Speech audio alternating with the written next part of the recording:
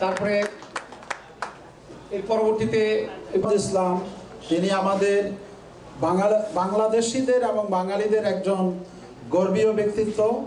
তার সাথে যুক্ত রয়েছে এই দেশের মেইন স্ট্রিম থেকে শুরু করে বিভিন্ন অ্যাথলেটিক বিজনেস ব্যক্তিত্বরা। উনি প্রতি মাসে বিজনেস এক্সপো করেন এবং বিজনেসম্যানদেরকে প্যাট্রোনাইজ করেন। হোঁচট খেতেই হয়, কারণ চলার পথে নানা রকম বাধা বিপত্তি আসবে। তো সেই জন্য বসে থাকার দরকার নেই, আমরা বসে নেই, আমরা কাজ করে যাচ্ছি। এবং যারা এই হোঁচটের জন্য কাজ করছেন তারা হয়তো ভুল করছেন, একসময় তাদেরও সুমতি আসবে।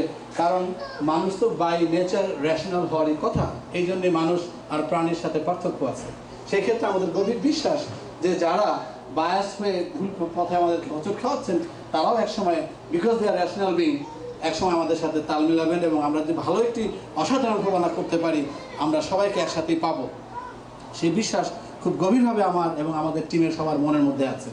তা আমি বিশেষভাবে কৃতজ্ঞ আজকে আমাদের শেখ রাজা ভাইয়ের কাছে, যিনি আজকের এই ফোবানা মিশনকে একসাথে করতে পেরেছেন। আর আপনারা যারা এসেছেন কষ্ট করে, তারা নিঃসন্দেহে আমাদের কাছে মধ্যমণি। কারণ এই শুক্রবার সন্ধ্যায় এই ট্রাফিক সাথে যুদ্ধ করে এই এখানে আসাটা কিন্তু সহজ ব্যাপার নয়। তারপর আত্মীয় স্বজন, বন্ধু বান্ধব, অনেক ধরনের পার্টি আছে, সব কিছু স্যাক্রিফাইস করে যারা এখানে একসাথে হয়েছেন, আমি তাদেরকে দেখি ভরসা পাচ্ছি যে সত্যি সত্যি ফোবানা একটি অসাধারণ অনুষ্ঠান হবে। আর একটি কথা হচ্ছে, আমাদের অনুষ্ঠান তো পড়েই আছে, আরও প্রায় 10 মাস, প্রায় 9-10 মাস এখনো বাকি আছে। কিন্তু সুতরাং ভয়ের কোনো কারণ নেই।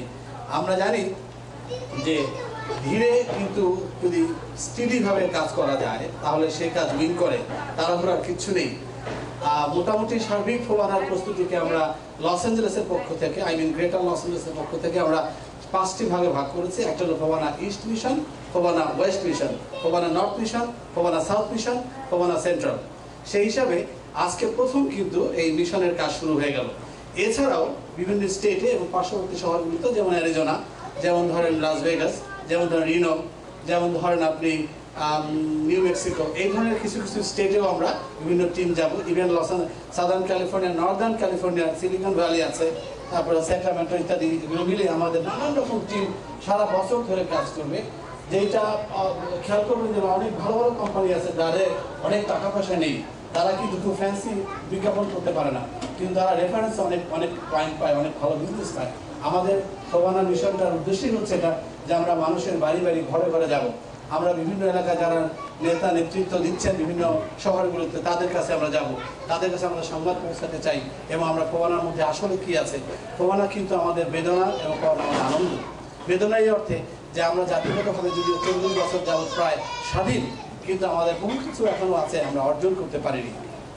আমাদের প্রবাসে এত বড় একটি অনুষ্ঠান প্রতি বছর হচ্ছে, প্রায় গত 24 বছর যাবৎ, কিন্তু আমরা ফসল কি, আমরা কি পেয়েছি, এবার আমাদের হিসাব করার পালা। আমরা চেষ্টা করছি যে অন্তত যেন ফোবানা মিনিংফুল কিছু করতে পারে। অর্থাৎ আমাদের ফোবানা যেমন আনন্দের, এবং পৃথিবীতে সবচেয়ে বড় আনন্দ সেটাই যেটা বেদনার থেকে সৃষ্টি হয়। সেই ক্ষেত্রে আমরা গভীরভাবে চিন্তা করতে চাই, জানতে চাই, বুঝতে চাই, বোঝাতে চাই যে ফোবানা কেন, কী কারণে এবং কী ধরনের হওয়া উচিত। আমাদের যে স্লোগান এবারে আপনারা দেখে থাকবেন, যদিও আমি আজকে এখানে পাওয়ার পয়েন্টে দেখাতে পারছি না, নেক্সট টাইমে দেখাবো। আগামী প্রজন্ম হোক মুক্তির সোপান। আমি আবার বলছি কথাটি, আগামী প্রজন্ম হোক মুক্তির সোপান। অর্থাৎ আমরা দুটো দিকে তাকিয়ে আছি, একটা হলো আগামী প্রজন্মের দিকে, এবং কেন তাকিয়ে আছি, যারা আমাদের মুক্তি দিয়েছে, অর্থাৎ যাদের প্রাণের বিনিময়ে, যাদের রক্তের বিনিময়ে আমরা বাংলাদেশ পেয়েছি, আমাদের এই ভূখণ্ড স্বাধীন হয়েছে। সেই হারিয়ে যাওয়া প্রাণের কাছে আমাদের যে শপথ, তা যদি আমরা সত্যি সত্যি বাস্তবায়ন করতে চাই, তাহলে কিন্তু নতুন প্রজন্ম, আজকে আমরা যারা এখানে আছি, দেখবেন এই প্রজন্মের ছেলে মেয়ে অলমোস্ট নেই। একটা দায়িত্ব তো দিতে হয়, নাহলে অনেক সময় দেখা যায় কাজ কি হলো না হলো, অ্যাকাউন্টেবিলিটি খুঁজে পাওয়া যায় না।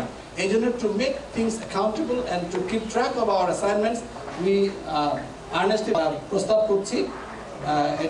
পুরো জিনিসটার নাম হচ্ছে, এটার নামটা একটু মুক্তিযুদ্ধের চেতনায় শোনাবে। আমরা সব কিছু মুক্তিযুদ্ধের চেতনায় করতে চাচ্ছি, সেই হিসাবে যদি কোনো কিছুর সাথে মিলে যায় আপনারা কিছু মনে করবেন না। Eastern command council of FOBANA 2010, this is the title, এবং তার চেয়ার করছেন ডক্টর রফিক আলম।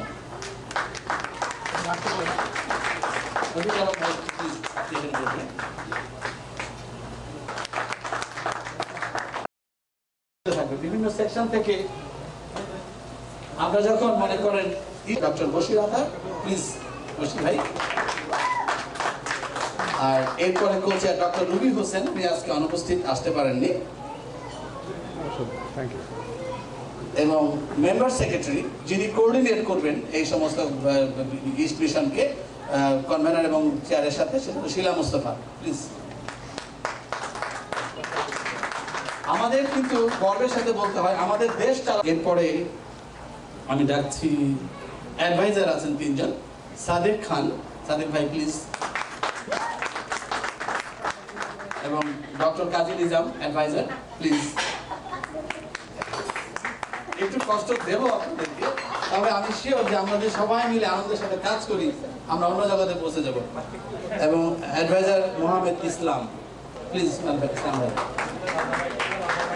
পুরো ফোবানার যে আমাদের যে হোস্ট কমিটি লস অ্যাঞ্জেলেসের হোস্ট কমিটি 2010 এর চেয়ার হচ্ছেন ডক্টর সিরাজুল্লাহ। আমরা যারা হোস্ট কমিটি থেকে আসছি তারা আমরা এখানে আজকে আসন গ্রহণ করবো না, কিন্তু আমরা আছি আপনাদের সাথে। Doctor Sirajullah chair. আর আমাদের চ্যান্সেলর অফ দ্য কনভেনশন এখানে আজকে অ্যাবসেন্ট, ডক্টর কালী প্রদীপ চৌধুরী, তিনি আজকে আসেননি এখানে।